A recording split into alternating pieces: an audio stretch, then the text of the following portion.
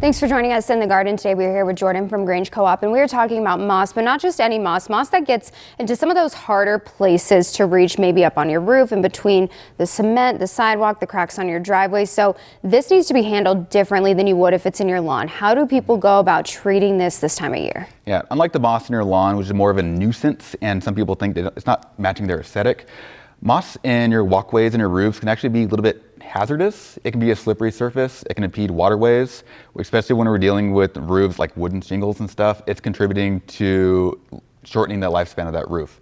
So it is concerning for people to want to get it down, and we have stuff in front of you to be able to do that. The biggest thing to think about is that stuff that's labeled for your landscapes and your gardens, you don't want to use for that. They're all iron-based. They will absolutely stain. Unless you want a really streaky orange sidewalk, avoid these.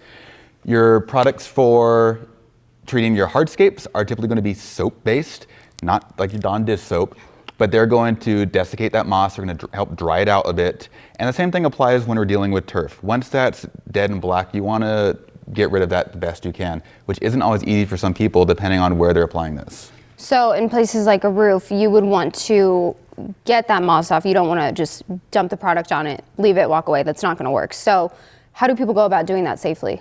I mean, to each their own. I highly recommend, if you're questioning your ability to get on the roof safely, consider a lawn or a roof service who's going to be able to have the equipment to get up there and brush that off. Most of the services probably have the ability to put on their own product as well, but it's something that some people can get really easily over their heads. And yes, it's easy to use a hose and sprayer and hit your roofs. It's going to kill off that moss. If you don't remove it, that decaying tissue is just going to feed the next generation of moss. It's the removing it that becomes tricky. I personally have been up on several roofs with the push broom, taking it down.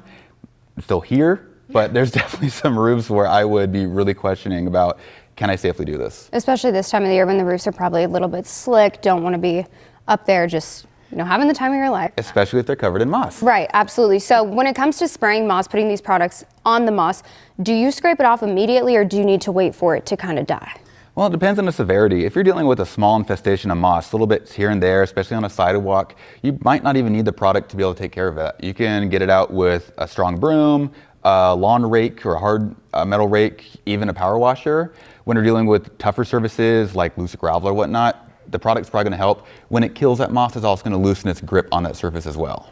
And how do we even see this happen in the first place when you think about your roof? How does moss start to grow up there? Well, we live in the shadows of the Cascades and the Coast Range, and typically everything we want in a house, a little bit of shade from the weather, we have extra moisture for our landscapes, moss thrives. It's an opportunistic little plant. It's not malicious, but it does thrive where we've given it all the benefits for. So when it comes to moss, maybe people see it up on the roof. They're like, that doesn't bother me too much, doesn't bother you on the sidewalk, in the cracks.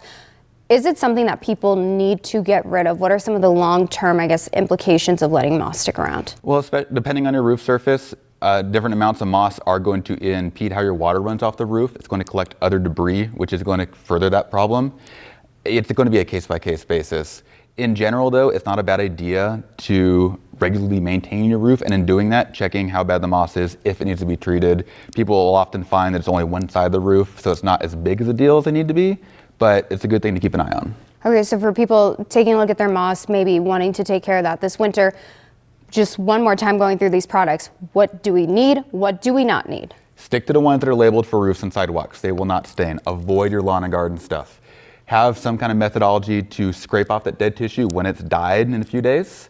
And above all else, be safe. Thank you, and thanks for being with us in the garden today. If you want to learn more about getting that moss out of some of those places like your roof, sidewalks, your driveway, you can head on over to our website, KDRV.com, and we'll see you next time in the garden.